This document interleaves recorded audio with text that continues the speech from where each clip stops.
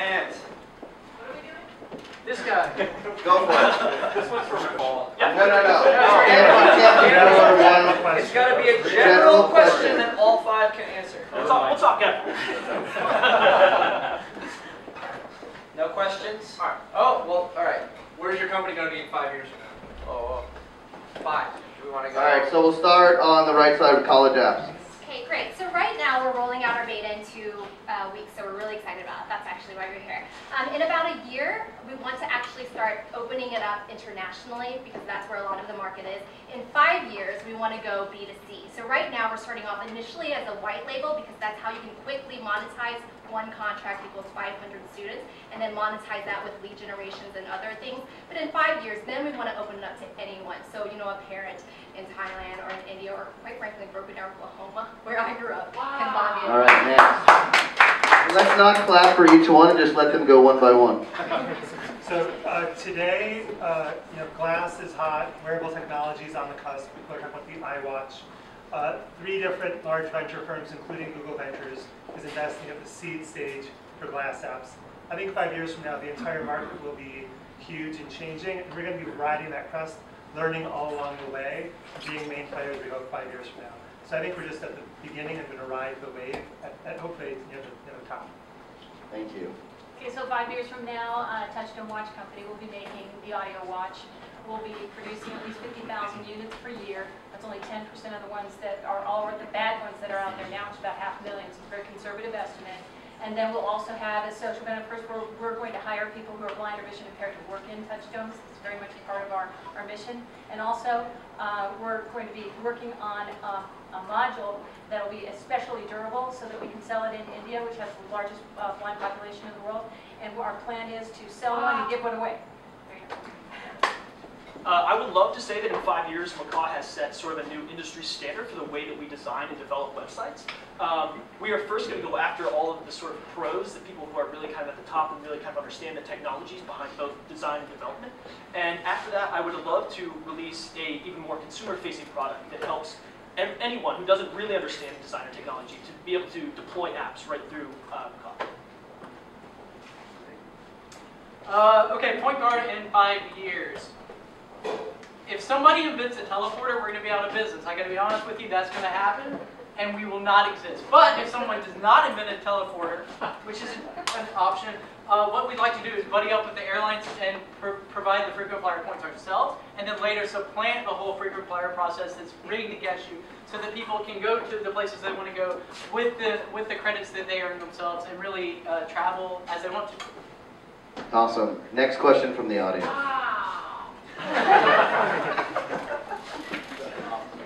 My main question is how you differentiate yourself from your competitor, and why you think you are the best, and why they cannot copy you or college apps. All right, great. I think in the education industry, I think I've heard a statistic that 70% of the people in the education industry are women. And most of the ed tech companies are founded by men. So I mean, just be honest, it's a great way to relate. That's number one. Number two is we do want to hit the international market. There's emerging markets. And in my past life, I was a foreign service officer. So I worked in Vietnam, in Pakistan, Iraq, and then my last post was Thailand. So I would love to be able to use that and help college apps. And then the third way we differentiate ourselves is we offer a tool for people beyond schools. So nonprofits and individual families. So we're not moving into a crowded space. We're moving into a space where only early adopters are moving, and we have some of the best developers chosen by Google. And we think that, so one, we've got great talent, and we're moving in a space that's not crowded. And two, because I've done internet freedom law for many years, I mean, I know the CEO of Dropbox, I know lots of venture capitalists. If we have anything good, I can get almost any call we need once we have something built. So the way Touchstone is differentiated, there's no audio watch out there that has the functionality we have, and we also have a patent on that. So by the end of 2013, our patent application should be secure, if only for a narrow portion of our invention. But we're differentiated that way. Also, nothing out there is attractive, and people who even people who have low vision, they absolutely want to wear something attractive. So we think it's all about the execution and all about the marketing. We'll be out there first, and then we'll be coming out with new versions of our audio watch, and certainly with the disruptive technology, that should differentiate us. So luckily our product is very far along. and I'm able to actually put it in front of people and they can start to use it. And all I have to really say is, hey, have you used Adobe's new products? And they say, yeah, but the code sucks. And then I say, well, here, take a look at Macaw. And they go, oh, this actually sort of makes a lot of sense. And that is our biggest differentiator, in that we take a development approach and we understand what people are looking to get out of a product like this. There's nobody else doing the thing that Point Guard is doing. Nobody else is keeping track of your points and telling you exactly what you can do with them, the places you can go with those points to fly. We have the technology in place, so that gives us a really strong lead in front of potential competitors down the road. But what I'm really excited about is with the Startup Jackpot money, I'll take it to the team at Canvas, all the different groups coming together to do design and UX work, and to finish this off and bring it to market in 3 months. All right, next question. You in the back sitting down.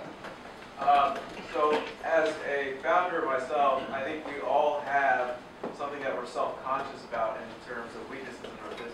So I'd like to hear from each of you, what are the things that are like that are just bugging you that you think you need to be improved upon? We're going to switch it up. Point Guard can start this one.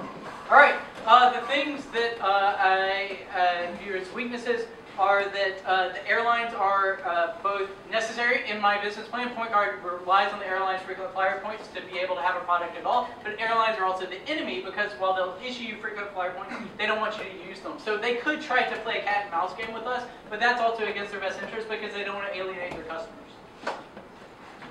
Okay, so 2 things. The first is the fact that the product that I'm building is extremely complex. We don't have a large team. We're sort of bootstrapping this, and it's a very complex product. And so developing that in sort of a silo is difficult. And we're also going up against a very large competitor, Adobe, and it's not going to be easy to gain traction in the marketplace. I think we have a far superior tool, but that's what kind of worries me the most. One of the toughest things I face is that we've got 2 products right now. We have a fashion watch, and then we have in development an audio watch, and people get confused between the 2. And when they get confused about it, it's really hard to engage people. So we went on Kickstarter with a fashion watch to establish ourselves as a business, but then we have that audio watch coming online, and I'm constantly having to make myself clear on that point.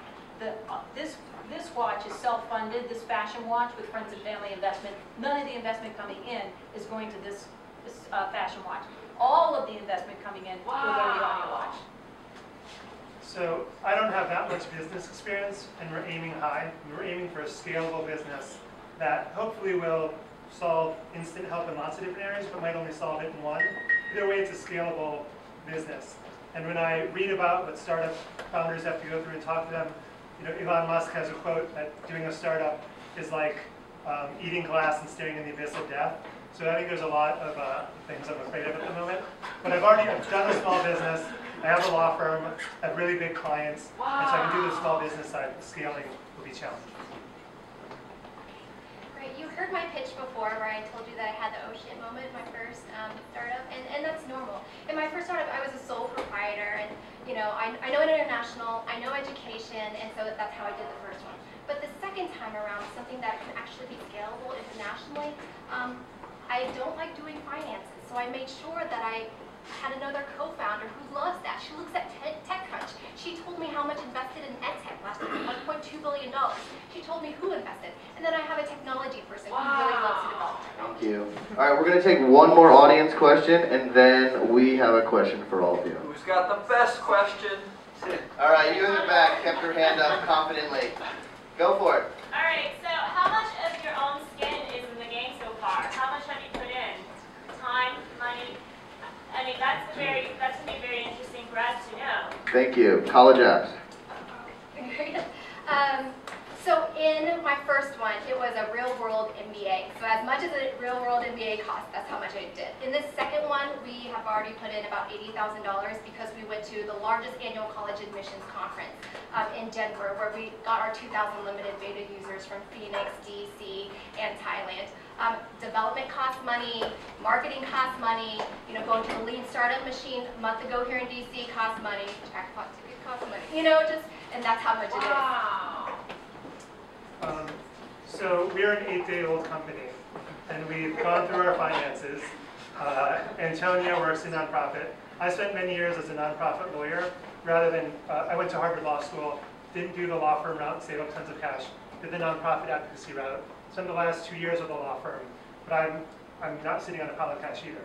So if we had cash, we put it in.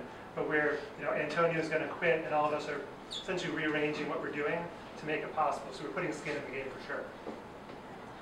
Okay, a personal investment and family investment of $100,000 started the company back in 2011, so it's been a while yet, and like I said, we've self-funded the fashion watch.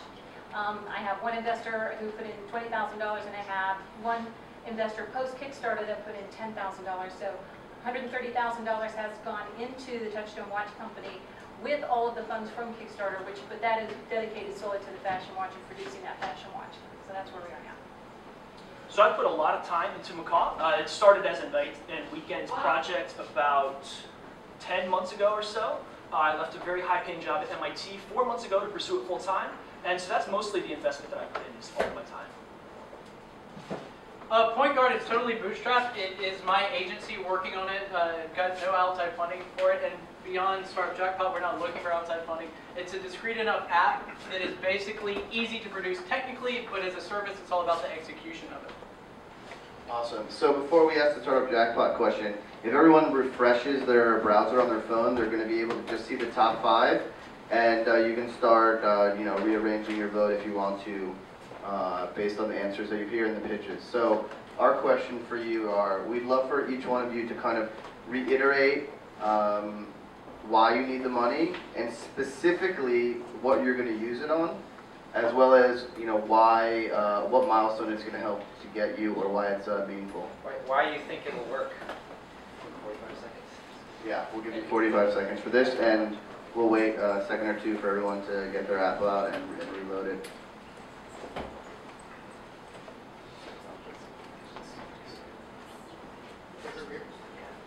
And let's start with Dome Watch. Okay. And go left to right. Okay, so thanks. Touchstone Watch Company. That one. What is that, counterclockwise?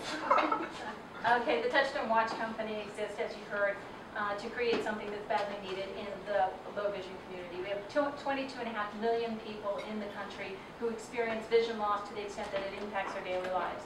That population is only going to grow over time because of our aging baby boom population, which will double people over the age of 65 by the year 2030. That's U.S. Census data. So we have a wonderful, huge growing population, and the $10,000 is going to be used to create a prototype, and that prototype is needed to gain this investment. It's the missing piece, the one piece. And going to my watch designer and my manufacturer, that's the amount of money we need for a mechanical prototype, which we think will do the trick. Yep. Okay, so I will use the Jackpot money. I don't know, I guess. I'll use the Jackpot money to pursue a patent. I've been talking to an attorney who will be able to do it for that amount. And the patent we see is extremely valuable because it protects our IP. We think that once we put this out there, other people are going to start jumping on and trying to do the same thing because we're handling things in a very innovative way. So we think it's extremely important that we protect that. That's fast. Point Guard, we will use the Jackpot money to make this thing come to life. I have programming chops. I have a development firm. We have built out the technology that will scrape the points for people and to email you en masse directly what you need. What we don't have is design chops. I designed this, for example. I did not design this, but this is sort of what I would design. It's really shitty. What I would do with the $10,000 is give it back to the community, hire people who work at Canvas, build the first co-working driven startup that I know of, certainly the first in DC, and bring this thing to life within the next 3 months. Thanks. In our earlier speech, we said that timing is key, and timing is key for EdTech right now. In 2 weeks, we're going to launch our limited beta, so we're really excited about that. EdTech is really hot right now. I told you about the Kaplan Accelerator that's starting this summer, Kaplan Techstars, and then the Pearson's one that's starting in Palo Alto, and then there's Imagine K-12 that combined with YC in San Francisco too. So right now, EdTech is really hot. What we would use the $10,000 to do is really help us, invest in us to launch our 2,000 limited beta users. We've done the groundwork to get users in Thailand, Phoenix, at the largest school district in Phoenix with 26 high schools, and here in Washington, D.C. with nonprofits that are rolling out nationally. So we're just asking our fellow entrepreneurs to invest in us at this time with EdTech. So when we finished our Startup Weekend pitch last week, 2 of the judges from the stage told us they were angel investors and that we should talk to them. 3 other people came to us and gave us their cards to say we should talk to them about an investment. And we're only 8 days old. To try to negotiate a term sheet with Angels during the next few weeks would really make us lose a lot of time that I think we need to build our web platform now while we know Glass and other people don't. And I think with that platform, we can iterate and create apps and then have other people use the platform as well in the community. And one of the key challenges is we want to do this in DC. So if we get the funding to stay and get Antonio, we don't need to find a team. We've got a great team. And I can write patents.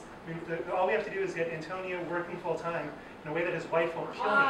And we can Thank you very much. All right, big round of applause for all the answers here.